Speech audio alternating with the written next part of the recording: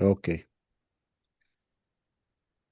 So, first of all, thank you for having me here today among you guys. It's really an honor. So, let me present my work. And during the last 15 years of the large scale colonization of ISRU third class space architecture. So, just to proceed, according to anthropologists, there are four phases of colonization. My work is specialized, focused more on the phase four, which is merely to be known as settlements and not colonies. The meaning of settlement, that this is the permanent home, and here are we have to use all of the available resources to produce a large scale kind of human habitat. Also, my specialty will be in the third class of architecture according to the classification of 1997 of NASA. There, classify the architecture into three classes: the hardware module or surface assembled, or the ISRU. So I'll be talking more about the ISRU, which is my research and experimentation and designs. Actually, I'll not be presenting just one project, and it is not separated projects or independent projects. Each and every project which is developed in from 3 to 5 years is contributing to the larger lunar master plan. It is a very huge master plan on the scale of the planet. So it's a planetary master plan, not just an area. Um, the first findings of my research was the classification or the review, systematic review of all of the available lunar construction ISRU, because there are several kinds of ISRU. So I am more focused on the construction ISRU, which resulted in 20 different one. And I think 2 days ago or 3 days ago, there will be a new classification working on that will be classifying lunar construction ISRU into 25. So there are new 5 methods that have been developed, but in the early TRL levels. So after understanding all on each of the ISRU techniques and the components that are contributing to this ISRU needed, and the level of readiness are also indicated in this schedule, and of course the suggested lunar simulant, because there are a huge number of simulants according to the geology of the lunar surface itself. So these are the recommendations also according to the 20 technique. Then later on, I started the research on a detailed analysis on multifunctional nanomaterials or nanotreatments to enhance the lunar ISRU techniques to provide us with three main components: the thermal radiation and the impact performance, the thermal swings, sorry, and the gamma harmful radiation and the impact performance. And that resulted on the same classification of the 20 ISRU, where now, after understanding the key performance and the key nanomaterials or additives that could be contributed into, and how the performance will act or will enhance after the addition of the nanomaterial or the nano treatment itself. So after all of those findings, which have resulted in the main conclusion, the identified nanomaterial solution for the lunar ISRU techniques, for each and every kind of the 20 ISRU technique, I have concluded with my research team, of course, the candidate material that could be used best to serve for the multifunctional use, and the reason backed up also with the evidence and with the simulation and experimentation. So this is just an introduction to what we will see next. So this is the science behind the visuals that I'll be presenting. The first project is called Lunarium. Lunarium is a nature-based solution derived from the pine cone phyllotaxis pattern, and was developed and contributed to form a 3D interlocking block using the same SRU methods. And this is actually the prototyping that will be undergone in the next few months. So we will be prototyping with a sponsor, of course, the 3D interlocking blocks to understand which one of the 20 different methods that will be working best with this technique. So this doesn't need any kind of mortar or a binding material or any tether even. So there are just interlocking to form a vault. This vault will not only be a strong and robust vault to resist all kind of challenges that will be facing us on the lunar surface, but also it is resilient. It is also flexible, elastic a little bit. So it can absorb any shocks resulting from any micrometeoroids. And also if there's an internal expansion in the pressure, it also can expand to a certain extent and then return to its original form. Exactly like the same mechanism of the pine cone that was derived from nature. The plan or the master plan of the layout itself should be flexible enough to contribute to any mission. There are several missions for the lunar surface, each mission with several targets different from each other. So there is a need to make different solutions that can contribute to different missions. And then the plans started to formulate with connections of airlocks between each and every kind of it. The main base geometry is the rouleau triangle. Rouleau triangle is a very interesting complex geometry which looks like a triangle, but it is with curved sides to the outward. So the three sides of the rouleau triangle could be disassembled and reassembled to form the different formation that we can see.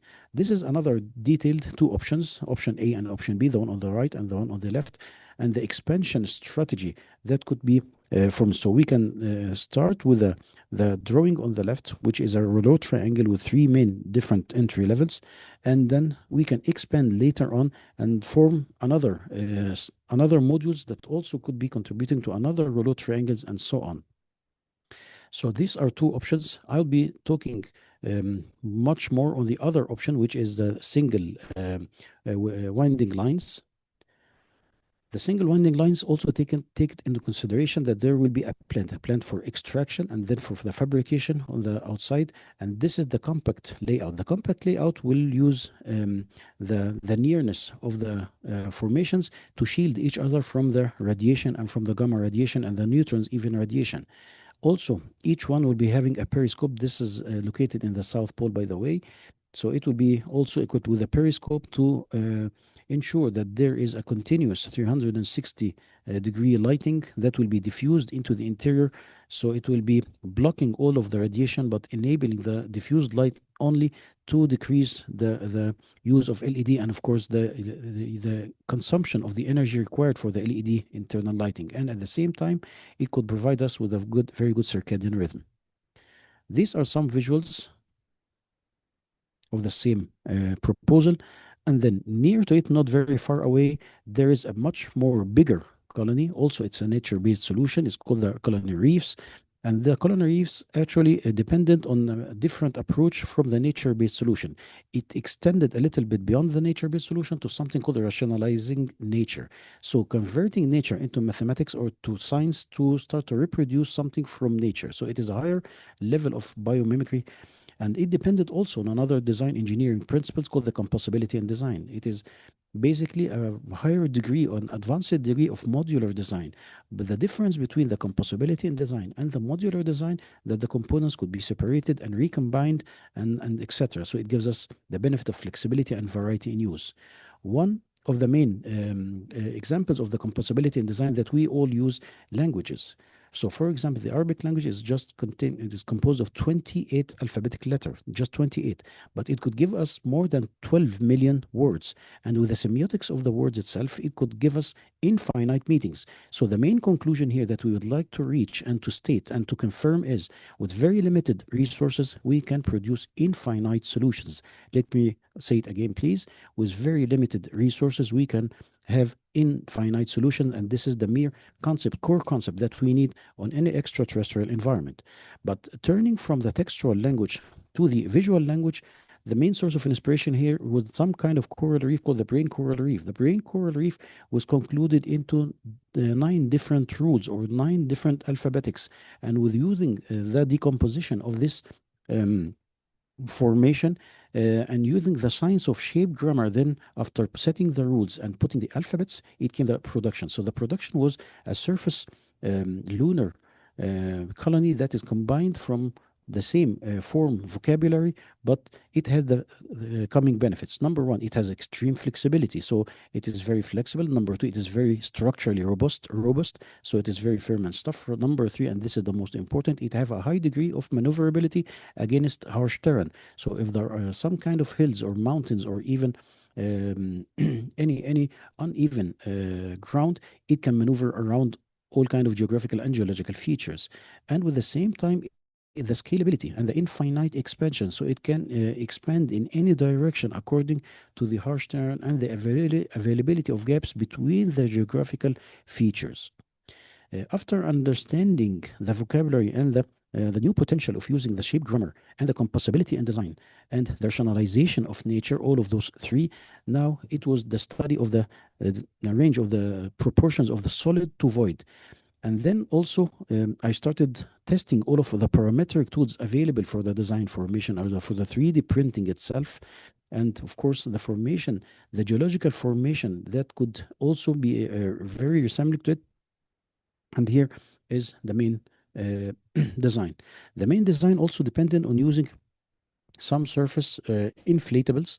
Those inflatables will be acting as a garden, or the double-walled inflatables will be used as not hydroponics, a garden for farmation, for farming. Four different kinds of crops will be cultivated. The first one is for nutrition. The second one is for the oxygen bombs, which can provide you with plan B oxygen in case that there is something in the colony or there is a drop down in the oxygen level. So it will be released from the oxygen gathered from the plants, and also it will consume all of the CO2. So the first kind is the nutrition, the second kind is for oxygen bombs, the third kind of crops will be medication or medical plants, and the last one for gadgets like cotton and biofuels. So all of those farmlands will be also uh, integrating with the new structure. This is the layout, which indicates also the different kind of power sources. I'll be also using the kilo power unit, and in addition to the solar-based satellites and the nuclear batteries indicated earlier. This is another view from any lunar lava cave that is will be working in beneath the surface. Also could be utilized for farming the rest of the crops, because the area of the crops needed will exceed the surface area of the lunar colony for the large scale inhabitants that will be using this. Also, this kind of habitation system will be providing us with many shaded area. The shaded area is not against the sun, but against the radiation for the EVAs and the equipment and all kind of engines that could be harmed from the radiation. This is another section that gives us a good perspective from the inner lining of the habitat itself, and it should also act after years as a relic for our existence for the future generations that will be using the same surface. This is another in parallel study of the duct system to understand the connections between the inner lining of each pressurized capsule and how it will be forming. And here we have used that there are five different joining systems to serve the nine different vocabulary. So it's about architecture. And of course, trying to understand how the NASA approved equipments will be working to print and to excavate and to work on different logistical levels for the construction and formulating the same colony. This is another visualization of the farming system, which will make use of any craters, and there are many more craters that you can imagine on the lunar surface. So it will be utilizing the crater and covering all of it with the regolith and making an under tunnel for the astronauts to make all maintenance and irrigation and harnessing of the crops from the sub level. So the plants itself will make use of the sunlight available on the South Pole, but all of the maintenance by the astronauts will be under the surface. This was the end of two projects, but as I have mentioned earlier, this is not only the project that I'm working on from 15 years. I am formulating a planetary scale master plan. So also I have taken into consideration the main engine that will be the main catalyst between the planetary economy, between Earth, Moon, and Mars. And for this project also, I have formulated another project which is called the Lunar Space Elevator, and a space elevator that will be actually acting as three different uses. The first use is an external transportation system linking the lunar surface with the Earth and with the Mars, with several station from trajectory that will enable us to formulate the space economy between Earth and Moon. The Moon with the lunar helium-3 and with the rare elements that are needed on Earth but are very rare, and at the same time transporting goods and fabricated units and even the astronauts themselves to the lunar surface. The second use will be the internal transportation system linking the different colonies to the same part. So it acts also with several tethers, because any space elevator, its ideal place will be on the equator where the centripetal force will be the maximum. So by linking different locations to the equator of the moon, it will act as a very cheap, low cost, and a very effective transportation system. And at the same time, the third use will be acting as a mining and a scientific mission servicing. Also, there is an early stages of formulation of the kind of cryptocurrency that will be available for Moon and will be tied with the reserves of water. Water is the most precious commodity on the lunar surface. So, also, after speaking to several space economists, where I have formulated an aqua currency, it's called the Aqua or Aqua, which is some kind of electronic currency which will be very suitable for high speed transfer between planets, and at the same time it's tied, as I've mentioned earlier, with the water reserves. So this is a visualization or a depiction of the cislunar station itself, where the shuttles will be docking upside down according to the force of the gravity that will be pulling this station toward the cislunar surface. This is the surface depiction, and these are the powering system. Also, hybrid systems using the solar based and using ground solar panels, and at the same time, the main energy source will be the nuclear batteries or the kilo power system. The location will be a cap of several volcanic openings on the equator surface. So by detecting the main equator openings of the lunar lava caves, that each one will be extending um, um, a lunar space elevator, and by understanding the um, the polar coordinate system and the Moiré pattern, another pattern derived from nature, but by understanding the mathematics lying behind the Moiré pattern itself, to make an expandable and extendable kind of orbits, and each orbit will also be divided into sectors to optimize the circulation and to make an infinite expandability if needed for each space elevator. And there will be several space elevators all circulating around the lunar equator. All of the previously discussed projects had been awarded at least one or two global award, and are being converted also to papers, scientific papers, to leave it to the future generations that could complete the mission. Another project is the lunar oasis, which is derived from also some phenomena from nature, which is the oasis.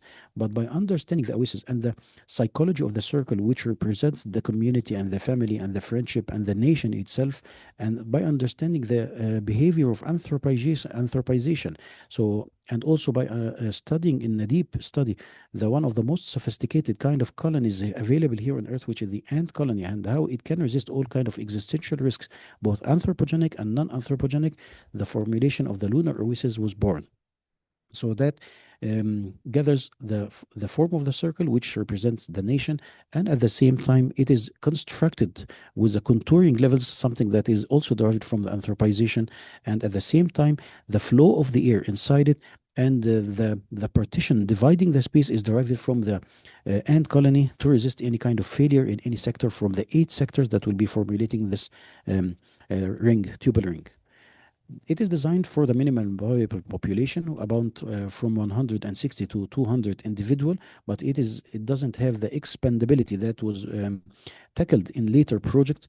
And at the same time, it was very important due to the shape of the circle, which is very monotonous, and to give the inhabitants and the users different special experiences, as if they are working inside a city, and this city has different special experiences to identify each space, and each space will be, of course, identified also or specified for a specific activity and task.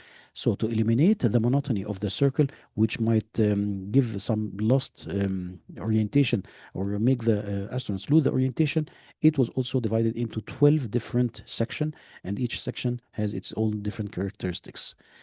By understanding the master plan of it, to just make sure that there are primary spaces for the main activity, and there are secondary spaces which will be fabricated on Earth with a class 1 architecture, just in case of a failure of any of the ISRU fabricated sectors.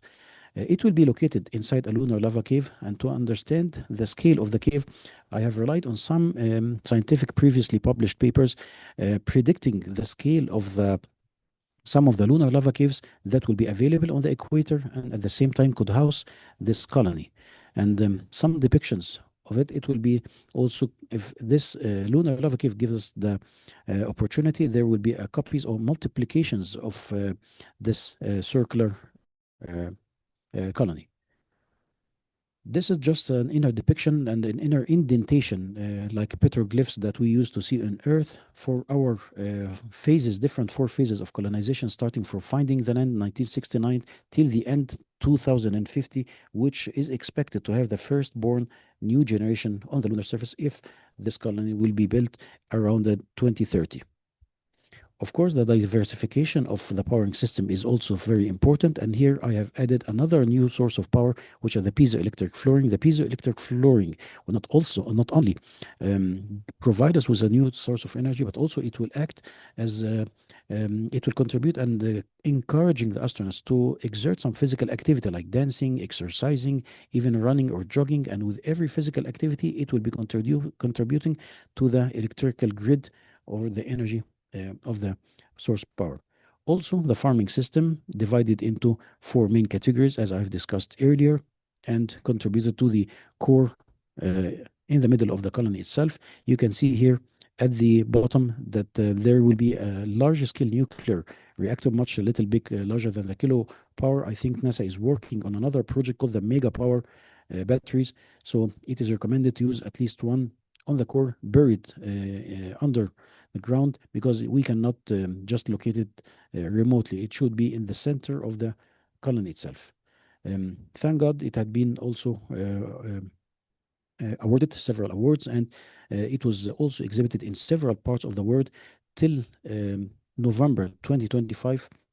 I've been awarded 52 times all over the world with some several exhibitions in more than six continents and trying to promote for the idea of the lunar master plan with different languages and in different locations. And one of the key exhibitions was the NASA Johnson Space Center, which started by also exhibiting the lunar oasis and the tree of life, which is a very small detail of the lunar oasis.